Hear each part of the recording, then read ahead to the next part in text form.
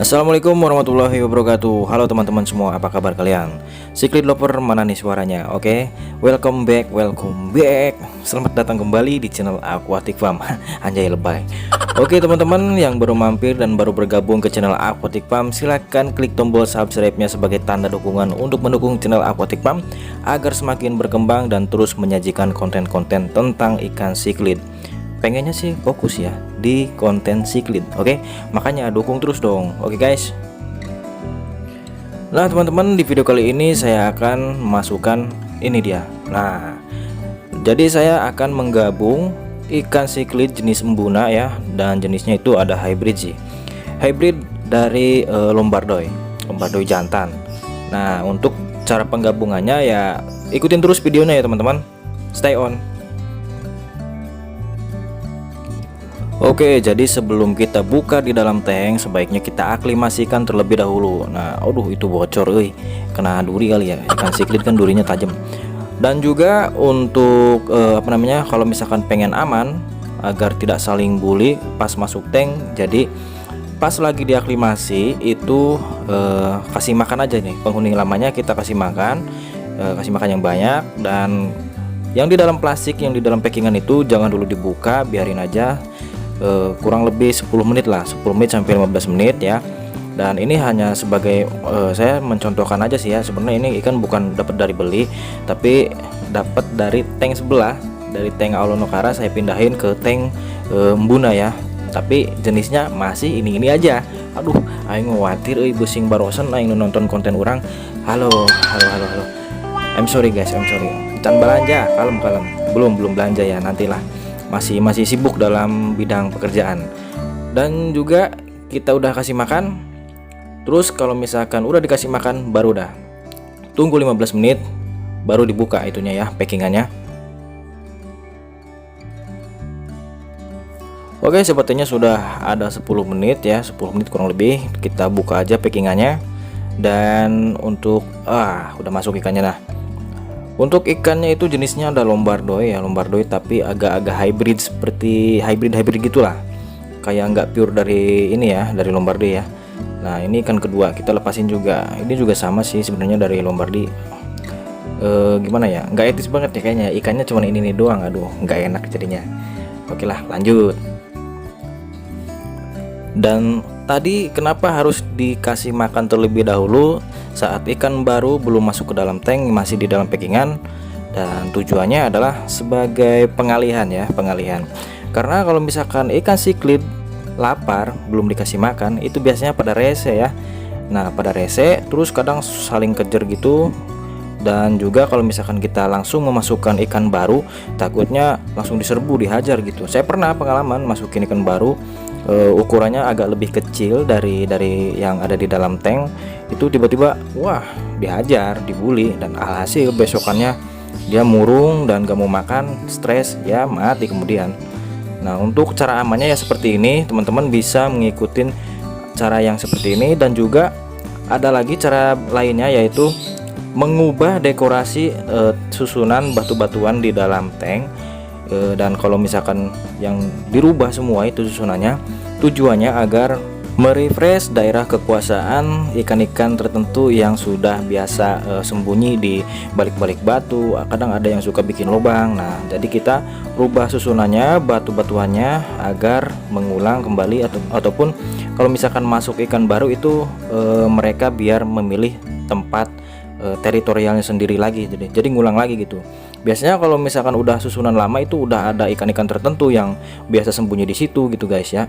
Jadi sifatnya itu cichlid ya, teritori seperti itu ya. Dan kebetulan kemarin itu sebelum memasukkan ikan yang baru, susunan batunya ada yang saya rubah di bagian tengah, tapi di bagian samping, pojok dan pojok itu enggak tetap seperti itu.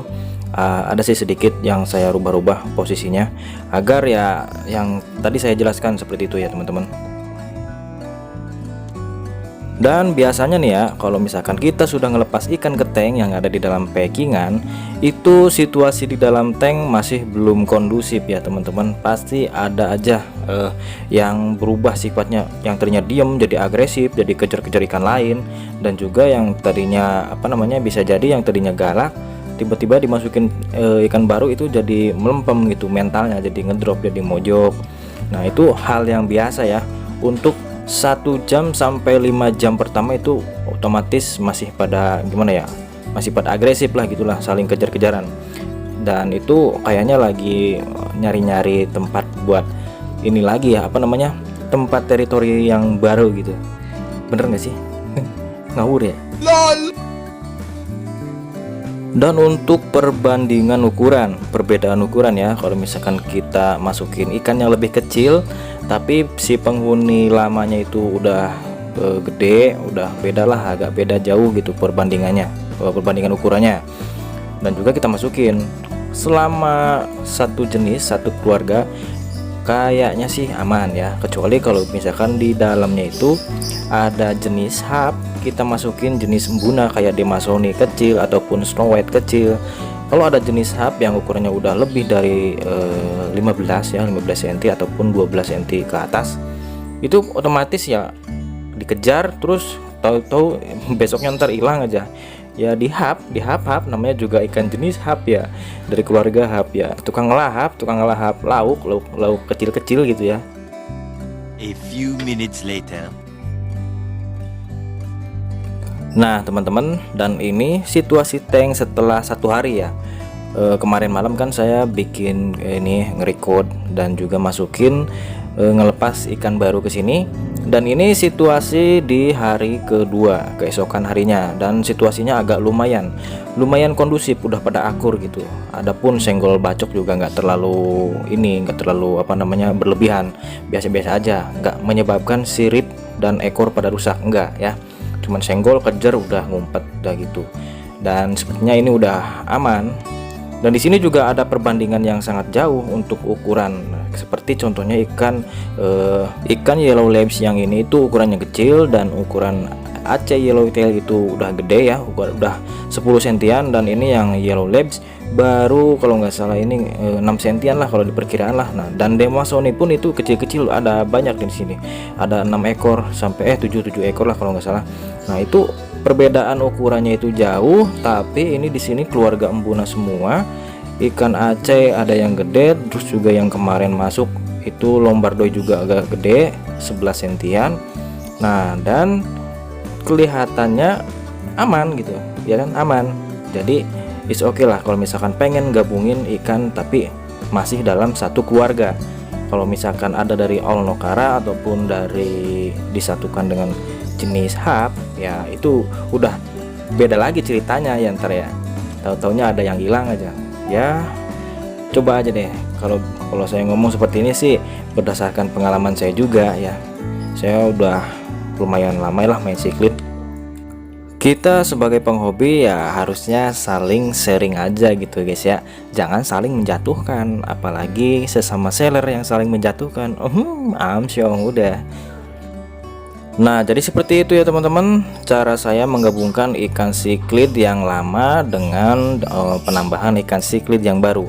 Sebelumnya saya udah pernah bikin tutorial enggak deh, jadi sudah pernah bikin video menggabungkan ikan Oscar lama dan ditambah ya dengan ikan Oscar yang baru agar tidak berantem gitu. Saya udah pernah bikin video lama sih, udah lama. Kalau misalkan teman-teman ada yang dari hobi siklid Amerika ikan Oscar, bisa dicek videonya. Oke teman-teman.